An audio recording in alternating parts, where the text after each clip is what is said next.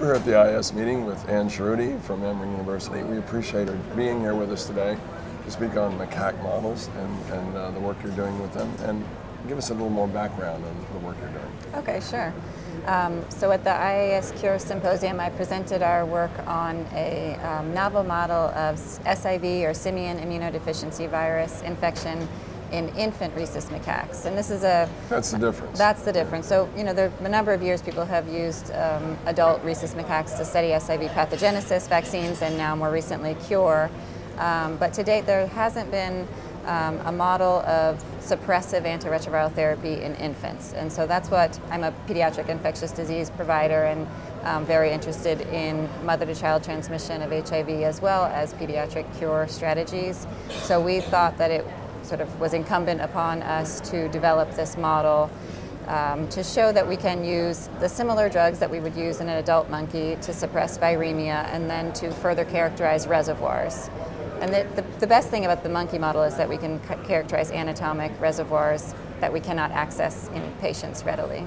So I think Sharon Lewin was saying in the press conference that there was a sense that it would be easier to address a cure than new infections, newly infected, or infant infections. So this is part of the reason you're working in this area. Right, right. And I think that, you know, again, the monkey model provides an ability to test novel strategies that aren't ready for maybe prime time in a clinical study.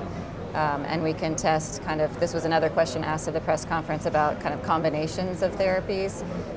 That's always a discussion about how to test different combinations in humans. Do you need to test every single one individually first to prove it's safe and then put them together, or test different, you know, and then the patient numbers, you know, it just escalates the numbers. And the same is true in some senses with monkeys, but one approach could be to just throw the kitchen sink, you know, at the monkey, test everything, and if it works, then you kind of work your way backwards. Yeah.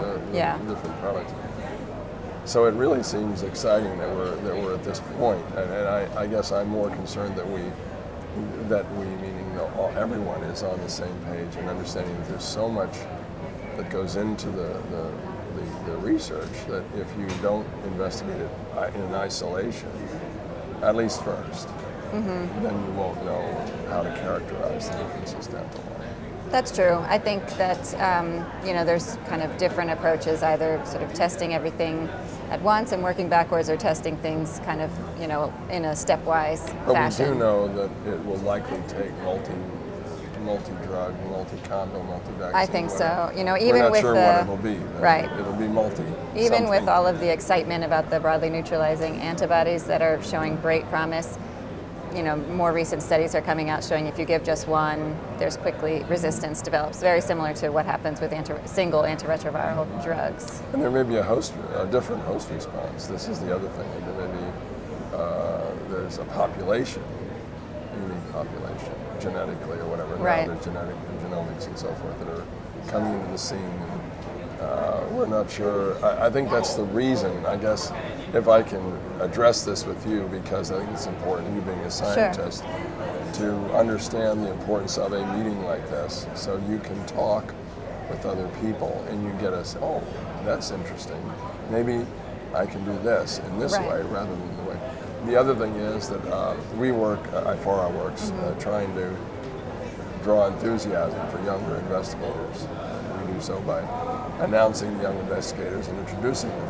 Right. And the new blood coming in has a fresh way of looking at something that maybe has been investigated for years, but now we know a different set of facts that they're more prominent with than the old folks who have been that, oh, we tried that, but we didn't know this back then. Right, right. So that's my sense, because I know I've gone down that path a number of times in the fields that I work in. Yeah. So the nuances are different for each generation. I think that's true. And the younger researchers also tend to bring in the new technologies as well, because they are sort of more, you know, just they grow up with them, you know, rather than and you just think differently. Your whole thought process is different.